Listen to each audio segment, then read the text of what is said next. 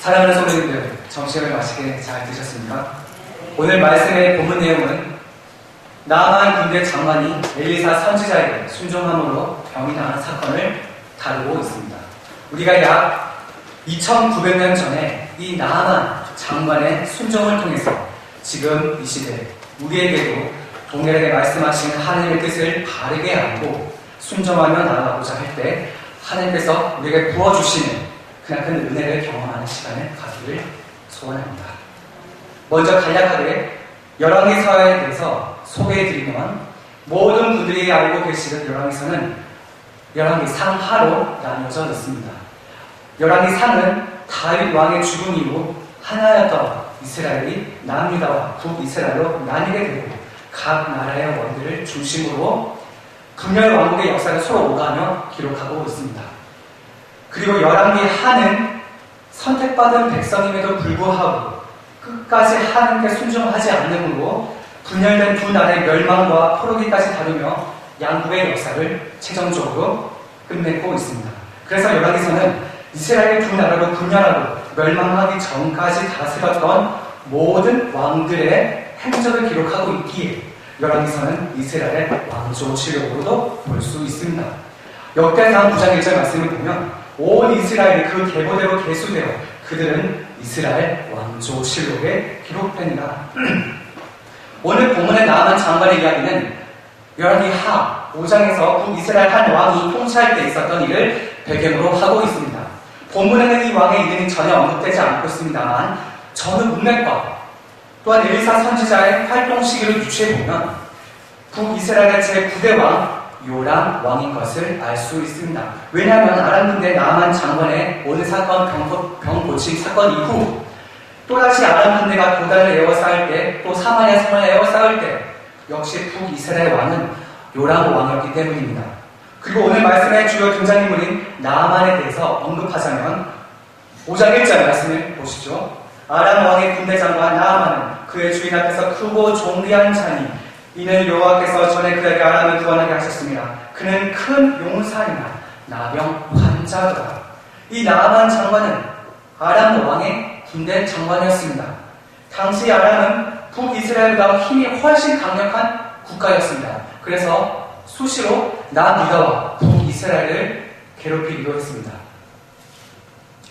비유하자면 고구려를 자주 침략했던 당나라의 장관으로도 볼 수 있겠고 지금 이 시대 한 나라의 국방부 장관으로도 볼 수 있겠습니다. 물론 이 나아만 장관은 그 누구보다 남부러울 것이 없었을 겁니다. 권력과 명예도 있었을 테며 왕의 신하로서 신임을 받으며 풍요로운 생활을 누렸을 겁니다. 하지만 그는 심각한 병을 앓고 있었습니다. 오늘 본문에서 알 수 있듯이 그는 나병 환자였습니다. 나병은 지금의 한센병과 같은 병입니다. 온몸이 썩어서 죽는 무시무시한 병입니다. 5장 2절 말씀을 보겠습니다. 전에 아람 사람이 떼를 쥐어 나가서 이스라엘 땅에서 어린 소녀 하나를 사로잡으며 그가 나아만의 아내에게 수종 들더니 나아만 장관의 집에는 한 어린 여종이 있었습니다. 이 여종은 이스라엘 땅에서 잡아온 포로로 끌고 온 한 여종이었습니다.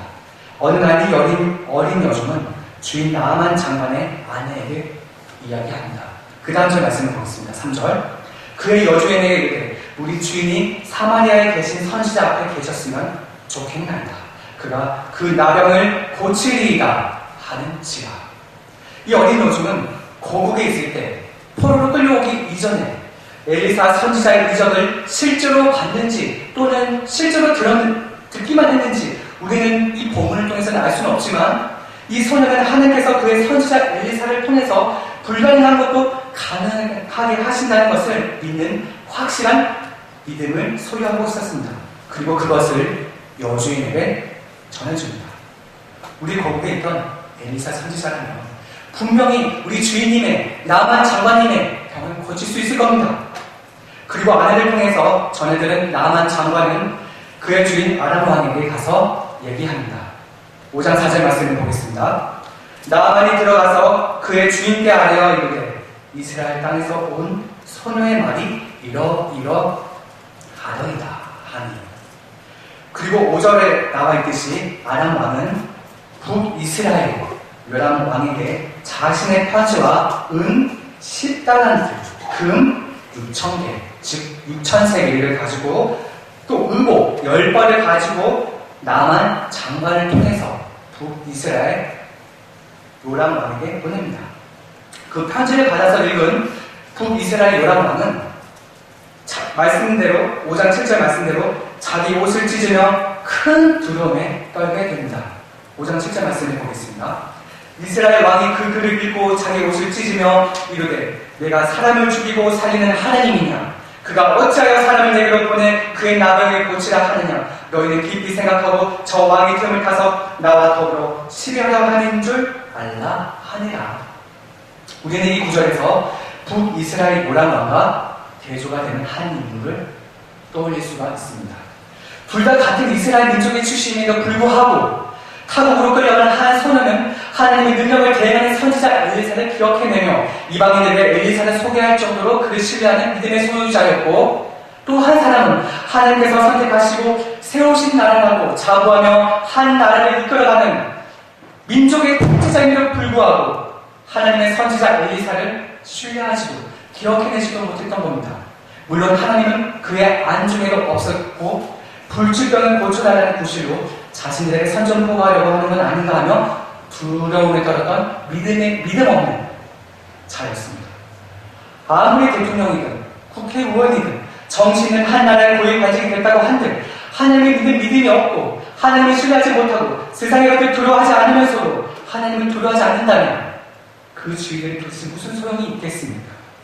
아무리 잘났다고 한들 오늘 본문 말씀에 한 어린 노종보다 못한 것 아닙니까? 하나님께서 인정해주지 않으시면 우리는 아무것도 아닙니다. 설령 세상은 나를 인정해주지 않는다고 할지라도 하나님께서 나만은 너를 인정해준단다. 이러한 칭찬을 듣는 우리 모든 성도님들에게 주님의 이름으로 축복합니다. 우리를 높여주시기도 하시며 낮춰주시기는 하는 하나님을 바라봅시다. 비록 타국에 끌려가 노예의 삶을 살고 있는 한 미천한 소녀였지만 한 이 소녀의 믿음처럼 언제 어디서나 어느 자리에서 그분의 위대하심과 능력 행하심을 누구에게나 전할 수 있는 당당한 믿음, 하나님께서 인정하시는 믿음을 소유하기를 주님의 이름으로 축복합니다. 왕하 5장 8절 말씀을 보겠습니다. 하나님의 사람 엘리사가 이스라엘 왕이 자기의 옷을 찢었다 함을 듣고 왕에게 보내 이르되 왕이 어찌하여 옷을 찢었나이까? 그 사람을 내게로 오게 하소서. 그가 이스라엘 중에 선지자가 있는 줄을 알리라 하니라. 엘리사 선지자가 큰 두려움에 떨고 있는 요람 왕에게 가서 구합니다. 왕이시여, 왜 옷을 찢으셨습니까? 그 장관을 저에게 보내십시오. 하나님께서 다스리시는 이스라엘 이 땅 위에 하나님의 선지자가 있다는 것을 그 눈에 그가 똑똑히 깨닫도록 하겠습니다. 그러고 나서 나만 장관은 말들과 병거들을 거느리고 엘리사 집으로 가게 됩니다. 엘리사가 나만 장관에게 얘기합니다. 그 다음 절 말씀을 보겠습니다. 5장 10절. 엘리사가 사자를 그에게 보내 이르되 너는 가서 요단강에 몸을 7번 씻으라. 내 살이 회복되어 깨끗하리라 하는지라. 엘리사는 병을 낫고자 하는 나만 장관에게 그리 어려운 일을 시키지는 않습니다. 굳이 어려운 일이라고 한다면 엘리사 집까지 요단강까지는 썩 가깝지가 않은 거리가 문제였겠죠. 또는 다시 말을 타고 엘리사 집에서 요단강까지 썩 가깝지 않은 약 50km가 떨어진 요단강으로 가야만 하는 번거로움이 있었을 겁니다. 그리고 엘리사 선지자는 그 요단강에 가서 단지 7번만을 씻으라고 얘기합니다. 하루에 한 번 씻는 것도 힘든 사람에게는 7번은 참 고령일 수도 있겠습니다. 그런데 나만 장관은 어떤 반응을 보였습니다. 그 다음 절 말씀을 보겠습니다. 5장 11절 말씀을 보겠습니다. 나만이 놓아여 물러가며 이르되 내 생각에는 그가 내게로 와서 서서 그의 하나님 여호와의 이름을 부르고 그의 손을 그 부위 위에 흔들어 나병을 고칠까 하였도다.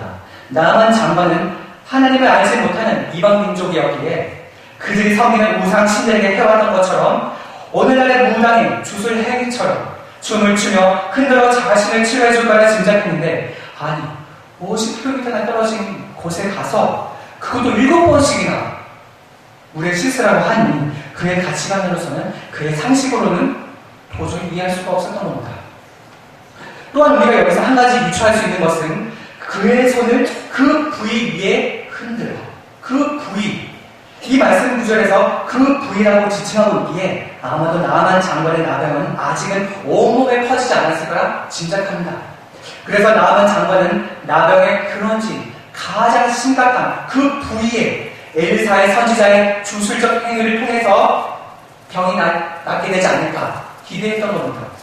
더구나 내가 누군데 강대국에서 이 약소국에 내가 큰 예물을 가지고 나와왔는데, 하물며 엘리사 선지자는 코끼리도 보이지 않고 자기 부활을 시켜서 저기 멀리 떨어진 요단강에 가서 7번 씻으라고? 도저히 자기 자존심상 이해가 되지 않았던 겁니다. 이 얼마나 가장치 못한 모습입니까? 그래서 나아만 장관은 분노하며 엘리사 집에서 떠나게 됩니다. 왕하 5장 12절 말씀을 보겠습니다. 다메섹 강 아바나와 바르바는 이스라엘 모든 강물보다 낫지 아니하냐? 내가 거기서 몸을 씻으면 깨끗하게 되지 아니하냐 하고 몸을 돌려 분노하며 떠나니. 아니, 아람 왕국의 어떠한 강도 이 약속 이스라엘의 요단강보다 아름답고 깨끗할 텐데, 강이 나를 어떻게 무슨지 거기까지 가서 왜 7번씩이나 몸을 씻게 해? 사실 요단강은 강폭도 좁고 강바닥이 약해서 우길 때는 쉽게 범람하기도 하고, 건기 때는 수심이 1m도 되지가 않아서 배가 다니기도 매우 힘든 그런 협소한 강이었습니다. 보잘것없는 강이었습니다. 하지만 이 요단강은 예수님께서 세례 요한에게 세례를 받은 강이기도 합니다. 그리고 성도님들께서도 기억하시겠지만, 예전에 이 요단강에서 가지고 온 요단강물로 세례를 받은 기억이 있겠습니다. 그렇다고 이 요단강물이 실제로도 성스럽다거나 또는 병을 치료할 수 있다는 뜻은 아닙니다. 신학적으로 깊은 의미가 있다는 말씀입니다. 어쨌든 나아만 장관은 그곳을 분노하며 떠나게 됩니다. 떠난 지 얼마 되지 않았을 무렵 그의 종들이 나아만 장관에게 나와서 얘기합니다. 5장 13절 말씀을 보겠습니다.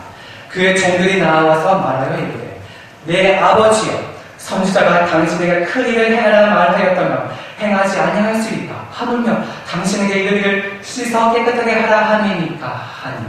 주인님, 만약에 엘리사 선지자가 어떠한 큰 일을 요구했을지라도 그걸 무조건 순종을 했을 텐데, 하물며 강에 가서 씻으라고 한 그런 얘기를 하는데 그거 못하겠습니까? 한번 믿어보고 엘리사 말을 순종하는 게 낫지 않겠습니까? 그렇게 얘기하고 있는 겁니다.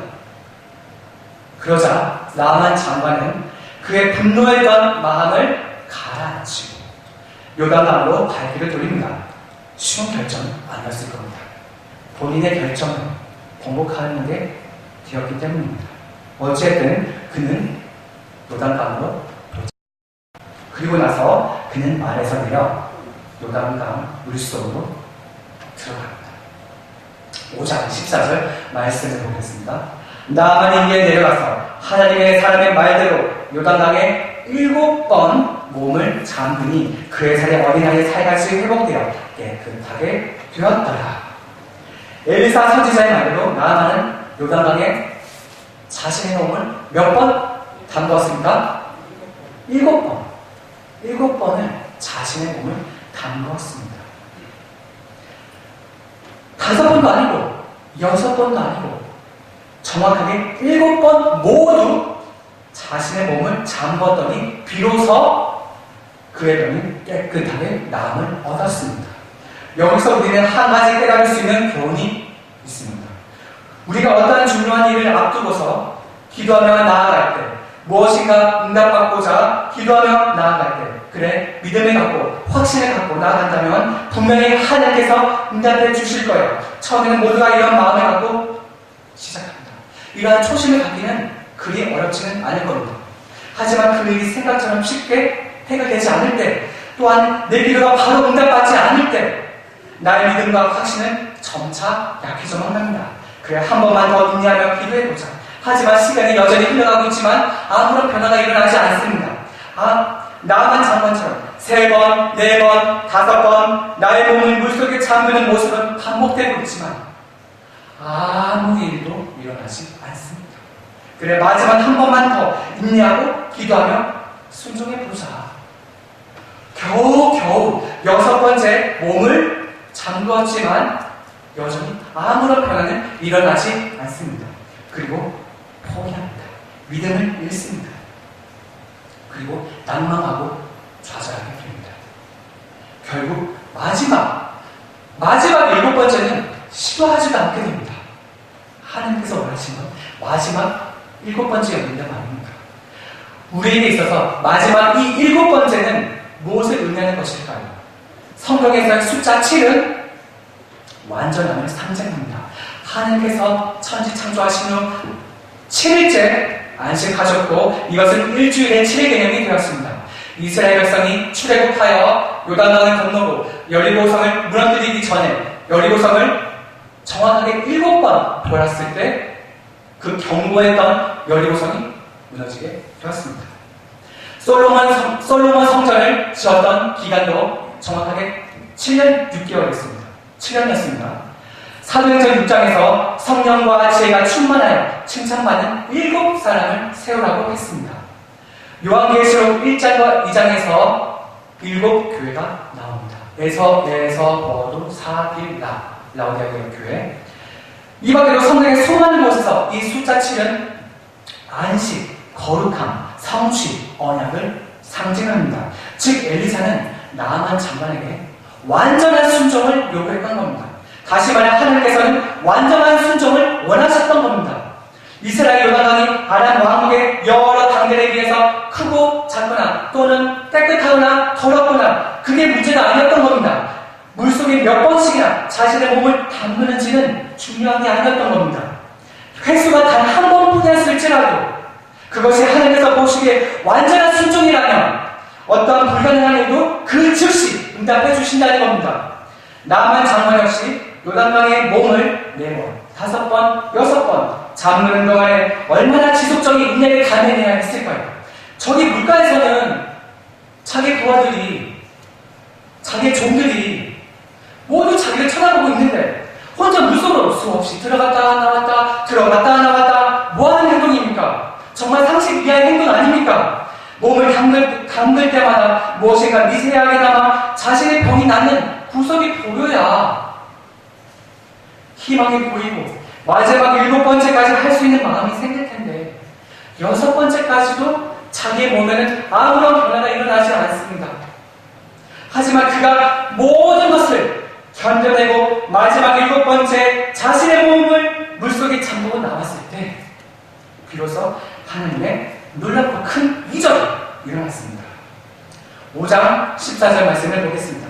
나만이 위에 내려가서 하나님의 사람의 말대로 요단강의 7번을 몸을 잠그니 그의 살이 어린 아이의 살같이 회복되어 깨끗하게 되었더라. 하나님의 놀랍고 크신 치유의 역사가 우리 가운데서도 일어날 줄 믿습니다. 다시 앞 이야기로 되돌아가서 말씀드리겠습니다. 나아만 장관은 자신의 결정을 번복하고 50km 떨어진 요단강으로 말을 타고 가게 됩니다. 말을 타고 갔겠죠. 그 당시 교통수단은 말밖에 없었으니까. 말을 타고 가면서 계산을 한다면 보통 말 시속이 50km, 60km예요. 그렇다면 1시간 정도면 그 요단강에 달할 수 있습니다. 하지만 아까 아람 왕이 나아만 장관을 통해서 무엇을 가지고 보냈죠? 금 6,000개. 이 금 6,000개는 지금의 돈으로 무게로 환산을 한다면 정확하게 6.8톤이나 되는 어마어마한 금의 무게입니다. 6.8톤. 이 금 6,000개를 가지고 그 먼 나라 아람 나라에서 이 북이스라엘로 왔다는 것은 수많은 부하들과 그것을 지키는 수많은 부하들과 하인들을 대동했다는 것을 쉽게 유추할 수 있습니다. 그렇다고 모든 군대를 이끌고 요단강에 다녀왔는지 우리는 알 수 없습니다. 호위병들만 함께 갔을지라도 지금처럼 좋은 도로가 아니었기에 대략 요단강까지는 수시간이 걸리지 않았을까 생각해 봅니다. 그 시간 동안 남한 장관의 신경에는 분명히 큰 변화가 있었다는 것을 두 구절을 통해서 알 수 있습니다. 먼저 볼 구절입니다. 5장 10절 말씀을 보겠습니다. 엘리사가 사제를 그에게 보내기를 너는 가서 요단강의 몸을 7번 씻으라. 내 살이 회복되어 깨끗하리라 하는지라. 엘리사는 단지 몸을 씻으라. 나병이 발병된 그 부위만을 씻으라. 고만 했을 뿐입니다. 이 단어는 원어 히브리어로 라하츠, 즉 씻으라는 의미입니다. 나만 장관 역시 본인 몸을 12절 말씀에서 내가 거기서 몸을 씻으면 이라는 표현을 하고 있습니다. 그런데 나만 장관은 수시간이 걸려서 요단강에 도착했을 때 어떤 모습으로 요단강에 들어갔습니까? 5장 14절 말씀을 보겠습니다. 하나님의 사람의 말대로 요단강에 7번 몸을 잠그니 엘리사는 요단강에 가서 몸을 씻으라고만 했던 엘리사의 요구에 나아만 장관은 온몸을 요단강에 타바르하면서 자기가 할 수 있는 최단으로 자신의 순종함을 표현했던 겁니다. 나아만은 완전한 순종함으로 하나님께 대답했던 겁니다. 비록 요단강에 가서 7번씩이나 몸을 씻는 것이 자신의 기준과 가치관으로는 상식으로는 도저히 이해할 수 없었지만 그 모든 것을 철저히 부수고 자신의 자존심을 완전히 낮추었을 때 7번씩이나 인내하고 지속적인 순종으로 나아갔을 때 하나님께서는 마침내 큰 역사를 보여주셨던 겁니다. 지금 우리 성도님들 중에서 내 기도가 현재 응답받지 못해서 실망하고 좌절했거나 또는 여러 문제들로 가정과 건강과 직장과 물질 문제 때문에 힘들어하고 아픔과 슬픔이 가득 찬 길을 가고 있다고 생각하십니까? 하지만 기억하십시오. 이 순간이 요단강으로 내 몸을 씻기 위해서 가고 있는 여정인지 누가 알겠습니까? 그 여정이 외롭고 고되고 순탄치 않을지라도 뼈를 깎는 고통이 있다할지라도 내 자존심이 무척이나 상하는 여정일지라도 앞으로 하나님을 높이며 하나님께 완전히 순종하기 위한 영광의 여정이라고 생각합시다. 왜냐하면 우리 여정의 결과는 그분이 끝까지 책임져 주시기 때문입니다. 영적인 눈으로 봤을 때 우리에게는 오직 해피엔딩의 결과만 있기 때문입니다. 이 사실을 믿는 모든 자들에게 하나님의 동일한 역사가 지금 우리에게도 이 순간에도 일어날 줄 믿습니다. 우리가 언제까지나 사람의 생각과 가치관에 머물러 있다면, 그런 믿음을 가지고 있다면 우리의 기도 응답 역시 그에 걸맞는 적당한 기도 응답으로 베풀어 주실 것이요, 그러나 우리가 사람의 모든 사고와 가치관을 깨부수며 하나님께 엎드린다면 우리의 기도 응답 역시 우리가 상상할 수 없는 인간의 상식을 초월하는 하나님의 놀랍고 크신 역사를 체험할 줄 믿습니다. 아멘. 다 함께 읽겠습니다. 왕하 5장 15절 말씀을 보겠습니다. 나만이 모든 군대와 함께 하나님의 사랑으로 돌아와서 그 앞에 서서 이르되 내가 이제 이스라엘 외에는 온 천하의 신이 없는 줄을 아나이가 청하건대 당신의 종에게서 예물을 받으소서 하니, 온 천하 가운데, 온 이 세상 가운데 이스라엘 하나님 외에는 어떠한 신이 없는 줄 이제 내가 알겠습니다. 내가 깨달았습니다. 이전에는 하나님 알지 못했던 이방인을 섬기던 이방인의 입에서, 이방인 남한 장관의 입에서 이제는 하나님만이 오직 유일하고 살아계신 하나님이라고 고백하고 있습니다. 하나님만이 유일신이라는 것을 고백하고 있습니다. 이 얼마나 놀라운 신앙 고백입니까? 하나님의 구원의 역사는 오늘 이 남한 사건과 신약의 사도행전 10장의 고넬료 백부장의 사건처럼 이방인들뿐만 아니라 하나님을 믿는 모든 자들에게 이 복음이 열려져 있다는 것을 알게 알게 됩니다. 결국 이러한 사건들은 하나님께 순종한다는 것이 바로 우리의 복음 전파 사명과 연계가 된다는 것을 보여줍니다. 올해 우리 주연과 표현처럼 권능을 받고 하나님께 온전히 순종함으로 나아갔을 때 성령께서 주시는 권능을 받고 내 증인이 되리라. 예수님이 증인이 되는 한 해를 살아가기를 주님의 이름으로 축복합니다.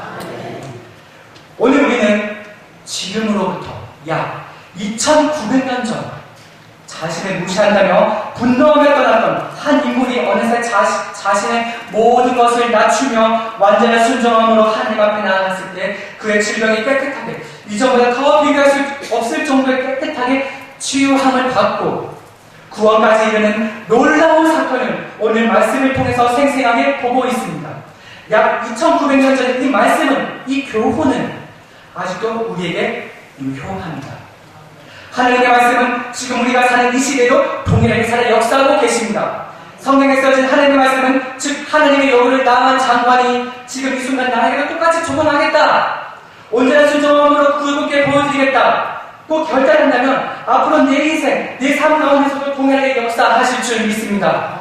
이런 결단의 믿음은 성경이 3000년, 4000년 전에 쓰인 단지 사라진 고대어로 쓰여진 옛날 고리적 이야기로만 끝나는 것이 아니라 지금 이 순간에 내 심령 가운데 말씀하시는 하나님의 음성으로 바꿔주실 줄 믿습니다. 한 가정이 함께 온전히 순종하며 나아갈 때 아내가 순종하게 되면 부모가 순종할 때 자녀들이 순종하게 될 줄 믿습니다. 그리고 가정이 회복될 줄 믿습니다. 이 땅의 교회와 믿는 자들이 하나님께 온전히 순종할 때 나라가 쇄신되며 무너진 교회가 다시 회복될 줄 믿습니다. 온전한 순종함으로 함께 나아갑시다. 하나님께 순종함으로 그의 질병이 나서 나아만 장관이 되어집니다. 만약에 순종하지 않았다면 안나 장관이 됐을지도 모릅니다. 네, 사랑하는 우리 주영과 성도님들, 하나님께서 나만 장관에게 완전한 순종을 요구하셨던 것처럼 지금 이 순간 나에게 요구하시는 순종이 무엇인지 오늘 말씀을 통해서 깊이 깨닫는 시간이 되시기를 소원합니다. 순종은 그렇다면 순종을 어떻게 하는 것입니까?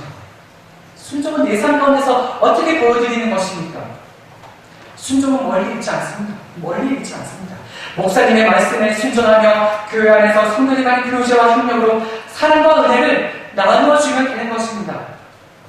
부족한 사랑과 은혜를 서로 채워주면 되는 것입니다.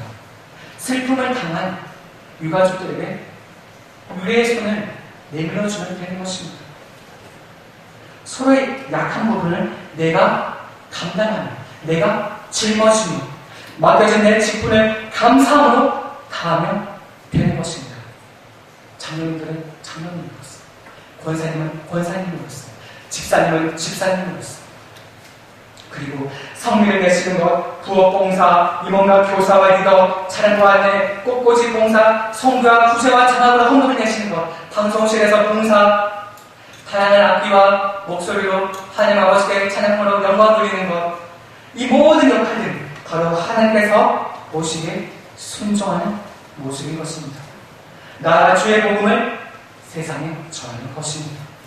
하나님 앞에서 목사님을 돕고 교회의 유익과 덕이 되는 것, 이것이야말로 바로 순종의 본이 되는 모습이라 할 수 있습니다. 이러한 모습들이 우리들 가운데 차고 넘칠 때, 제가 2주 전 수요일 예배 때 네바보로디도에 대해서 말씀을 선포했던 것처럼 우리는 주님 안에서 모두가 한 형제자매가 되었고 군사가 되었고 내가 서로 쓸 것을 나눠주는 돕는 자가 이미 되었습니다. 이럴 때 하나님께서 우리를 긍휼히 여기시는 복을 주시고 그 외 크고 작은 문제와 각 성도님들 가정의 문제까지 해결해 주시고 응답해 주실 줄 믿습니다. 예레미야 11장 4절 말씀을 읽겠습니다. 곧 내가 이르기를 너희는 내 목소리를 순종하고 나의 모든 명령을 따라 행하라. 그리하면 너희는 내 백성이 되겠고 나는 너희의 하나님이 되리라. 온전한 순종함으로 함께 나아갑시다. 나아만 장관의 말씀을 통해서 또 나아만 장관의 말씀을 준비하면서 떠오른 저의 짧은 간증을 하고 말씀을 마칠까 합니다. 한창 제 진로와 방향 그리고 불안한 제 미래를 하나님 아버지께 순전함으로 이어드렸을 때 그 당시에는 힘들고 고단했을지라도 지나고 보니까 놀라운 하나님의 섭리와 인도하심이 있었다는 것을 깨달았고, 이것을 오늘 본문 말씀에 비추어서 짧은 시간 동안 간증을 합니다. 대부분 궁금하셨을 겁니다. 김혜진 집사가 왜 갑자기 신앙을 한다고 했을까요? 네, 아시다시피 저는 목사의 아들로 태어났습니다. 할아버지도 목사입니다. 사춘기 때부터 항상 나도 목사가 되어야 하는 건 아닌가 하는 그런 압박감과 부담감을 가지고 커왔습니다. 사실 부모님을 제외한 많은 이들로부터 그 얘기를 들어오기도 했습니다. 너 왜 신앙 안 하니? 아버지도 목사님이잖아. 나중에 신앙하는 거 아니야? 그런 얘기들을 들을 때마다 무서웠습니다. 진짜 하나님께서 나의 신앙을 공부하게 하시면 어떡하나? 혹 그런 마음이 들 때마다 무슨 나 같은 사람이 목사가 될 수 있겠어? 나같이 부족한 사람. 나는 성경에 대해서 알지도 못하고 앞에 나가서 말도 못하고. 그래서 신학이라는 단어조차 저는 생각하지 않으려고 노력했습니다. 왜냐하면 이런 생각의 틈을 통해서 또 하나님께서 말씀하시는 건 아닌가 하는 그런 생각이 들었기 때문에 신학이라는 단어조차 저는 하지 않으려고 노력을 했습니다. 하지만 대학생 때 중국에 교환학생으로 다녀오고 또 대학 졸업 후 북경에서 유학생활을 하게 되었고, 그곳에서 광고회사에 취업해서 중국인들도 제가 관리하면서 직장생활을 하면서 바쁘게 외국 생활을 누비는 제 모습을 돌아볼 때쯤 어느새 저는 그동안 가지고 있었던 큰 부담감에서 점차 자유로워지는 것을 느끼게 되었습니다. 이제는 더 이상 그러한 부담감을 느낄 필요가 없었던 것이었습니다. 하나님, 이제 저는 이미 신앙이라는 길과 멀리 와버렸습니다. 제가 의도했든 아니든 이렇게 되어버렸습니다. 하나님 죄송합니다. 할아버지는 목사고 아버지도 목사인데 굳이 저희 목사 가정에 저희 사명제 중에서 목사를 꼭 세우시겠다면 저는 벌써 지금 외국에서 이렇게 생활 잘하고 있으니까 둘째 동생도 있고 셋째 동생도 있으니 그 현진이가 아직 한국에 남아있으니 알아서 그들의 길을 잘 인도해 주십시오. 그때부터 제 마음이 얼마나 자유롭고 편안했는지 모릅니다. 30여 이상 동안 저를 쫓아왔었던 압박감과 그 부담감이 어느새 사라져버리게 된 겁니다. 하나님 아버지 감사합니다. 하나님 아버지는 참 고마우신 분이죠. 자녀가 하기 싫은 건 억지로 시키지 않는 분이시잖아요. 그동안 그냥 걱정만 했네. 하나님 감사합니다. 중국에서 직장 생활을 하면서 무척 친하게 지내던 친구가 있었습니다. 중국에서 경영학 석사 과정을 다니면서 대학원을 다니던 친구였습니다. 그 친구는 이전에 저희 교회에 와서 같이 예배도 드렸던 친구입니다. 그리고 그 친구와 함께 법인도 설립하고 더 큰 꿈을 갖자는 계획도 세웠습니다. 한 번은 그 친구와 함께 또 다른 외국에 시장 조사를 하러 간 적이 있었습니다. 한 번은 그곳에서 어느 날 밤 우연히 인터넷에 있는 유튜브라는 인터넷 사이트에서 동영상을 보게 되었습니다. 그 동영상은 한 선교사님의 말씀이었습니다. 그분의 말씀이 제 마음을 어찌나 흔들어 놓는지 1시간의 말씀이 꼭 10분도 되지 않는 것 같이 느껴졌습니다. 그 선교사님은 저와 2살밖에 차이가 나지 않는 목사님이셨습니다. 아주 젊은 목사님이셨습니다. 나랑 나의 차이도 그렇게 나지 않는데 어떻게 저렇게 말씀을 감당하게 저렇게 멋지게 전할 수 있을까? 그 다음날 저녁에도 이제 일을 마치고 돌아와서 그분의 다른 설교 동영상을 보게 되었습니다. 말씀이 다 끝나갈 때쯤 갑자기 이런 생각이 드는 겁니다. 나도 저분처럼, 저 젊은 목사님처럼 말씀을 담대히 선포하는 목사님이 됐으면 좋겠다. 동시에 또 이런 생각이 드는 겁니다. 내가 그동안 어떻게 해서 목사가 되어야 된다는 강박관념에서 벗어났는데 도대체 지금 내가 무슨 생각을 하고 있지? 갑자기 나 노래가 어떻게 된 거 아니야? 바로 노트북을 끄고 침대에 누워서 잠을 청했습니다. 그런데 잠이 오지 않는 겁니다. 너무나 혼란스러운 감정과 복잡한 생각에 새벽에 해가 뜨는 것을 보고서야 비로소 잠을 잘 수가 있었습니다. 그 다음날도 같았습니다. 그리고 저도 모르게 네이버라는 인터넷 동영상에서 인터넷 검색창에다가 총신대학원 가는 방법을 치고 앉아있는 것입니다. 치고 있다가 갑자기 정신이 번쩍되는 겁니다. 내가 지금 뭐하고 있는 거지? 지금까지 내가 무의식적으로 목사가 되는 생각을 하지 말아야지 노력했다면 지금은 무의식적으로 총신대학원을 가고 있는 방법을 막 알고 있었던 거예요. 그럴수록 제가 너무나 괴로웠습니다. 내 안에 있는 모든 이전에 갖고 있었던 생각들이, 마음들이 지금의 생각과 상충되고 요동치고 있었기 때문입니다. 며칠간 잠도 잘 수가 없었습니다. 아침이 다 되어서야 겨우 잠을 청할 수가 있었습니다. 이렇게 며칠간 밤낮으로 괴로워한 적은 이전에도 없었습니다. 그리고 이러한 마음이 들었습니다. 하나님, 도대체 저에게 원하시는 것이 무엇입니까? 왜 갑자기 이러한 생각들로 며칠간 저를 흔들어 놓으시는 겁니까? 그것도 지금 일을 하기 위해서 먼 외국 땅에 왔는데 정말 하나님께서 저를 하나님의 도구로, 목회자로 사용하시길 원하신다면 믿음이 약한 저에게 어떤 확실한 징표를 보여주십시오. 만약 제가 이곳에서의 짧은 체류 기간 동안 정확하게 3번 신앙을 하라는 권유를 이곳에서 듣게 된다면 확실한 하나님의 뜻으로 알고 순종하겠습니다. 사실 저는 실제로 일어나기 힘든 일을 하나님께 요구했던 겁니다. 왜냐하면 어떻게 한두 달 사이에 신앙을 하라는 요구를 얘기를 어떻게 3번이나 들을 수 있겠어요? 그때까지도 하나님의 말씀을 듣지 않을 작정이었던 거죠. 사실 주위 사람들로부터 신앙을 공부하라고 권유받는 일은 흔한 일은 아닐 겁니다. 어떤 사람은 평생 신앙하라는 얘기 못 들어본 사람도 있을 텐데 지금 한두 달 동안 신앙을 하라는 얘기를 어떻게 3번씩이나 들을 수 있겠어요? 아무리 목사 아들이라고 한들 외국에서 절개에서 아는 사람들이 얼마나 있겠다고. 어쨌든 저는 하나님께 고백합니다. 진짜 이것이 하나님의 뜻이라면 제가 체류하고 있는 짧은 이 기간 동안 3번의 권유를 듣게 하옵소서. 그렇게 된다면 나의 지금껏 그동안의 불순종을 철저히 회개하고 오직 하나님의 뜻에 순종하겠습니다. 그런데 이러한 순수한 고백이 흘러나온 동시에 회개기와 걷잡을 수 없이 나오게 되었습니다. 방안이 떠나도록 통곡이 나오는 겁니다. 왜일까요? 벌써 이곳에 체류하고 있는 그 짧은 기간 동안 신앙을 하라는 권유를 벌써 정확하게 3번 들은 겁니다. 이미 3번이나 들었음에도 무의식적으로 한쪽으로 듣고 한쪽으로 흘려 보내기 때문에 기억해낼 수가 없었던 겁니다. 강박한 나의 불순종이 하나님의 말씀에 내 마음과 내 귀를 꽉 닫고 있었던 겁니다. 하지만 하나님의 뜻에 무조건 순종하겠나이다 고백하는 순간 한두 달 동안 사람들이 저에게 신앙을 공부하는 건 어떠냐, 이러한 말들과 그 상황들이, 그 장소가 명확하게 떠오르는 것이었습니다.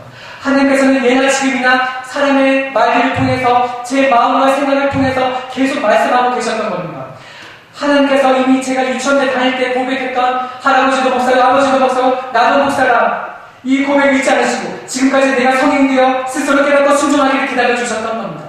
그동안 저는 목사 집안의 장소임에도 불구하고 만 34년, 만 35년을 살아오며 부모님께 신앙을 하라는 조언을 들어본 적은 없습니다.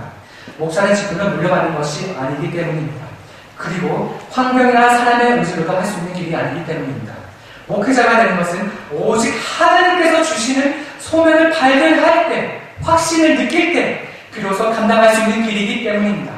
개인적으로 더 늦지 않은 나이에 만 34년의 시간 동안 저를 다듬어 주시고 훈련시키신 후 하나님의 때가 되었을 때 소명을 깨닫게 하시고 주의 종으로 쓰임받기를 원하는 마음을 갖게 하신 하나님의 놀랍고 크신 섭리하심이 얼마나 감사하고 감사한지 모릅니다. 전 바로 그곳의 모든 일을 정리하고 한국으로 돌아가기로 결정했습니다. 이제는 나의 모든 인생의 길이 확고해졌습니다. 이제는 내가 나아가야 할 방향이 보입니다. 총신대학원을 가자. 이 얼마나 놀라운 변화입니까? 내 입에서 총신을 간다는 고백이 나오게 되다니 믿기지가 않았습니다. 그리고 저는 2013년 한국으로 돌아와서 재작년 한 해 동안 총신대학원 입학을 위해 열심히 공부하기 시작했습니다. 사실 만만한 과정은 아니었습니다. 보통 총신대학원, MDB 과정에 들어가기 위해서는 보통 영어, 국어, 지금은 이제 뭐 철학이라는 과목도 더해지긴 했지만 어쨌든 간에 이 성경은 적어도 1, 2년을 공부해야 들어갈 수 있다고 합니다. 이렇게 1차 시험을 합격하고 나면 2차 시험으로 개인 면접과 또 토론 면접을 보게 됩니다. 전국에서 수많은 4년제 신학교와 기독교와 관련된 전공을 한 학생들이 시험을 보게 됩니다. 자유주의 신학 사상에 물들어 있는 세상의 흐름 속에서 몇 학교 남지 않은 정통 보수 신학을 가르치는 총신대학원에 들어오고자 합니다. 뭐 영어 국어 시험이야 어쨌든 저 혼자 공부할 수도 있겠지만 성경은 도대체 어디서 어떻게 공부해야 될지 도저히 감이 잡히지 않았습니다. 하지만 에베네셀이라는 총신대학원 입시 스터디 모임이 있었습니다. 그리고 이곳에서 2013년 재작년 2013년 3월 첫 주 용산의 한 어느 교회에서 에베네셀 입시 설명회를 참석하게 되었습니다. 그날 그 교회는 단지 입시 설명회였음에도 불구하고 300명이 넘는 적잖은 학생들이 모였습니다.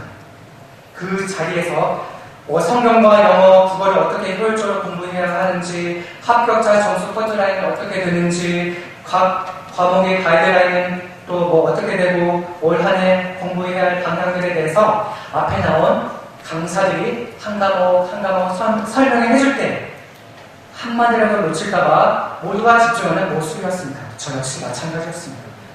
한 달 지나고 보니 초시생들보다 재수 3수 이상의 학생들이 배 이상이 많다는 것을 알게 되었습니다. 과연 내가 한 번에 합격할 수 있을까? 하지만 저를 극적으로 신학을 공부하게 하는 과정을 인도하신 만큼 하나님께서는 최종 마지막 2차 시험까지 강원에 대비해 주셨습니다. 책임져 주셨습니다. 그리고 모든 입시가 끝나고 더 놀라운 일이 벌어졌습니다. 투표로 2014년 강북 에베네셀 성경 신약 강사로 제가 뽑혔다는 사실입니다. 그리고 작년 초 새로운 입시가 시작되었을 때 같은 그 교회에서 저를 성경 신약 강사로 소개하게 되었습니다. 비록 사람의 눈으로 볼 때는 다른 이들보다 결코 일찍 신학대학원에 들어간 것은 아니었지만 늦게나마 하나님께 순종하고 나아갔을 때 저를 두렵고 떨리는 입시생의 신문에서 신학생을 가르치는 성경 강사로 그리고 전도사로 세워주셨습니다. 제 삶에서 이보다 더 극적인 반전이 어디 있겠습니까? 하나님의 말씀을 깨달아 그동안의 불순종을 회개하고 앞으로 하나님께 순종함으로 마음먹었다면 즉시 움직여야 합니다. 머뭇거려서는 안 됩니다. 완전한 순종함으로 내 몸을 요단강에 담그었을 때 우리가 상상할 수 없는 놀라운 인도하심과 역사하심을 경험할 수 있기 때문입니다. 수백 개의 퍼즐이 모두가 다 맞추어져야 하나의 완전한 그림이 되는 것처럼 시계 속에 여러 톱니바퀴가 서로 맞물려 돌아갈 때 비로소 시침과 분침이 돌아가게 되는 것처럼 하나님께서는 우리 삶 전반적인 부분에 걸쳐서 간섭하시고 인도하고 계십니다. 그리고 최종적으로 모든 것이 합력해서 선을 이루며 나의 가장 좋은 길로 인도해 주십니다. 그래서 하나님께서 우리와 함께 하신다면 우리의 인생이 때론 실패처럼 보일지라도 실패가 아닌 우리의 시간이 늦어 보일지라도 지각생이 아니라는 것입니다. 비록 지금은 부족해 보이는 믿음처럼 보일지라도 한순간에 장성한 믿음에 이를 수 있다는 겁니다. 다시 말해 마지막 순간 하나님 앞에 섰을 때 칭찬받는 삶이 진정한 성공의 삶이라고 할 수 있습니다. 그래서 우리 모두는 내 모든 계획과 내 질과 내 발걸음을 인도하시는 하나님께 맡기고 순종해야 하는 것입니다. 하나님께서 나에게 무엇을 원하고 계시는지 무엇을 말씀하고 계시는지 민감하게 알기 위해서 기도해야 합니다. 귀 기울여 보십시오. 내가 미처 하느님의 음성을 놓친 경우가 저처럼 있을지도 모릅니다. 그리고 깨달음을 통해 완전히 순종하겠다고 그분께 말씀드려 보십시오. 그렇다면 오늘 말씀의 나만 장관의 이야기처럼 여러분들의 삶 가운데서도 하나님께서 놀랍게 역사하시는 것들을 경험하게 되실 줄 믿습니다. 이것이야말로 바로 우리가 하나님을 진정으로 기쁘시게 하는 길이요, 영적인 성공의 길로 나아가는 길입니다. 마지막으로 다 함께 말씀 한 구절을 읽고 말씀을 마치도록 하겠습니다. 오늘 본문 말씀입니다. 왕하 5장 14절 말씀을 다 함께 읽겠습니다. 시작. 나만이 이에 내려가서 하나님의 사람의 말대로 요단강에 7번 몸을 잠그니 그의 살이 어린아이의 살같이 회복되어 깨끗하게 되었더라. 아멘. 기도하시겠습니다. 하나님 아버지, 말씀을 통해 우리를 깨닫게 하시고 은혜받게 하시는 참으로 감사드립니다. 우리가 나만 장관을 통해 하나님께 온전한 순종을 배우게 하시고 오늘 이 시간 이후 우리의 모든 문제를 요단강에 담는 믿음을 허락하여 주시옵소서. 그리고 이 성경 말씀들이 3,000년, 4,000년 전에 쓰여진 말씀으로 끝나지 않게 하시고 지금 이 순간에도 동일하게 살아 역사하시는 하나님의 말씀으로 받게 하옵소서. 그리고 이 세상 가운데 오직 말씀대로 살아나가는 우리가 되게 하옵소서. 이럴 때 하나님의 치유의 역사가, 문제가 해결되는 역사가 일어날 줄 믿습니다. 이 모든 말씀 예수님의 이름으로 간절히 기도드립니다. 아멘.